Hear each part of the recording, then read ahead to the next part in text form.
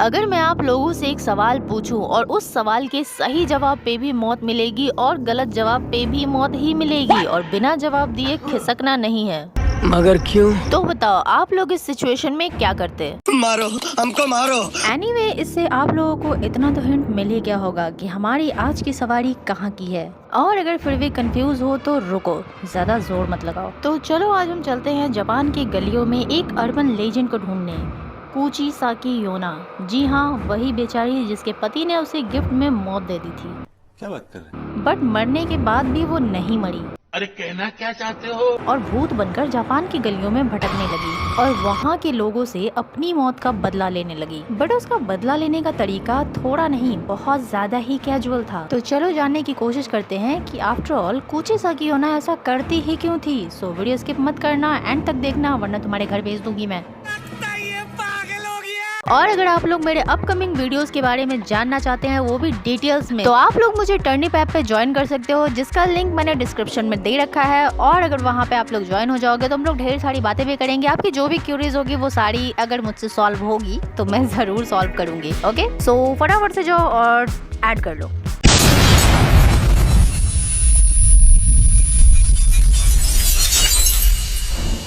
ये आज से 150-200 साल पहले की बात है, जब जापान में राजा महाराजा का राज हुआ करता था। उस टाइम पे एक गांव में एक कपल रहा करते थे, जिसमें जो हस्बैंड था वो एक समुराई था और उसकी बीवी जो बहुत खूबसूरत थी, उसका नाम था कुचिसाकी योना। हालांकि हस्बैंड जो कि समुराई था, इसलिए वो ज्यादातर घर से बाहर ही यानी कि जंग पे रहा करता था और वाइफ घर पे अकेली रहती थी। और इसी बीच कुचिसाकी योना को किसी और से प्यार हो जाता है और एक दिन उसके पति को ये पता चलता है और दोनों को वो रंगे हाथों पकड़ लेता है, सही खेल गया मैं। एक दूसरे से बातें करते हुए। Sorry sorry sorry. उसके बाद वो समुराई उस लड़के से पूछता है कि पूरे गांव में तुम्हें मेरी ही बीवी मिली, क्यों? तब वो आदमी कहता है कि तुम्हारी बीवी इतनी ज्यादा सुंदर थी जिसकी वजह से मैं खुद को रोक ही नहीं पाया। ये सुनने के बाद वो समुराई को बहुत तेज गुस्सा आया और उसी टाइम उसने अपनी तलवार से कुचिसाकी योना के मुंह को 2 हिस्सों में काट दिया। और उसके बाद उस लड़के से फिर पूछा कि क्या अब भी तुम्हें ये उतनी ही खूबसूरत लग रही है? अब उस लड़की की जवाब क्या था ये तो मुझे नहीं पता, बट मुंह कटने की वजह से बहुत ज्यादा ब्लड निकल जाने की वजह से कुचिसाकी योना का मौत हो जाता है और उसके बाद वो एक बदला लेने वाली चुड़ैल बन जाती है। बट उसके बदला लेने का तरीका बहुत ही ज्यादा यूनिक था, बिकॉज वो मारने से पहले एक क्विज खेलती थी। वो लोगों से पूछती थी कि क्या मैं सुंदर हूँ?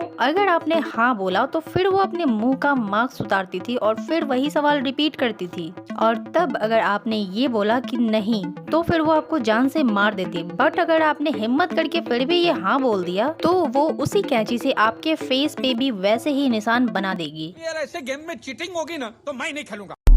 उसके बाद इससे बचने के लिए लोगों ने एक बीच का रास्ता निकाला। जब कुचिसाकी योना ऐसा कोई सवाल करती थी तो लोग उसे कंफ्यूज करते थे। वो लोग बोलते थे एवरेज या सो। इससे वो कंफ्यूज हो जाती थी और लोगों को वहाँ से भागने का मौका मिल जाता है। धीरे धीरे समय बीता और कुचिसाकी योना का डर कम होने लगा। उसके बाद कई सालों के बाद जापान में जो छोटे मोटे क्रिमिनल थे, उन्होंने कुचिसाकी योना के डर का बहुत फायदा उठाया। उसका डर दिखाकर बहुत सारे लोगों को लूटा गया, बहुत सारे मर्डर हुए और ढेर सारे बच्चों की किडनैपिंग भी हुई। अब देखो बच्चों को क्यों टारगेट किया जाता था, तो देखो ये स्टोरी यानी कि कुचिसाकी योना की स्टोरी बच्चों को बहुत ज्यादा अट्रैक्ट करती थी और इसका ज्यादा डर दिखाने से स्कूल से छुट्टियां भी मिल जाया करती थी, बिकॉज पेरेंट्स जो है वो अपने बच्चों को स्कूल नहीं भेजा करते थे। इसीलिए बच्चे कुचिसाकी योना की स्टोरी से बहुत ज्यादा खुश होते थे और अट्रैक्ट भी होते थे। कुचिसाकी योना का डर इस हद तक फैला कि इस पे आर्टिकल छपे और तो और इस पे एक मूवी तक बन गई और इन्हीं सब की वजह से जापान के लोगों को सच में यकीन हो गया कि ये जो कुचिसाकी योना है ये सच में एग्जिस्ट करती है। बट ट्विस्ट तो तब आया जब पुलिस ने इस पे कॉन्सेंट्रेट किया। पुलिस को पूरा यकीन था कि इन सब के पीछे किसी गैंग का हाथ जरूर है जो ये सारे क्राइम को अंजाम दे रहा है, और ऐसा ही हुआ। पुलिस ने एक पूरा का पूरा गैंग को पकड़ा और उसमें साथ ही एक लेडीज भी थी जो कि कुचिसाकी योना का रोल प्ले करती थी। बट शॉकिंग पार्ट तो ये है, जब पुलिस ने उस लड़की को चेज करना शुरू किया तो उसका एक कार से एक्सीडेंट हो गया। उसके बाद पुलिस ने जब उस लड़की का मास्क हटाया तो उसके फेस पे भी सेम ही मार्क्स थे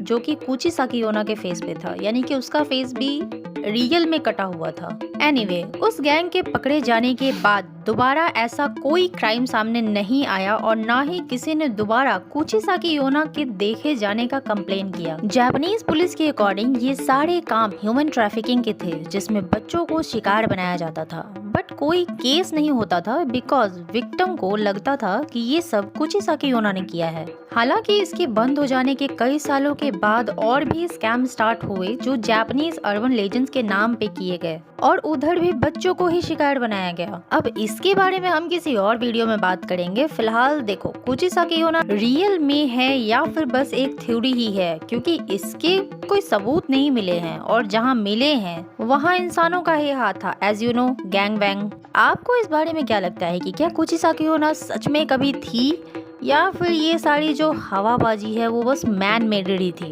कमेंट करके मुझे अपनी ओपिनियन जरूर बताना। अगर वीडियो पसंद आई हो तो लाइक कर दो, शेयर कर दो और सब्सक्राइब भी कर ही दो। मिलते हैं नेक्स्ट वीडियो में। Till then take care, bye bye.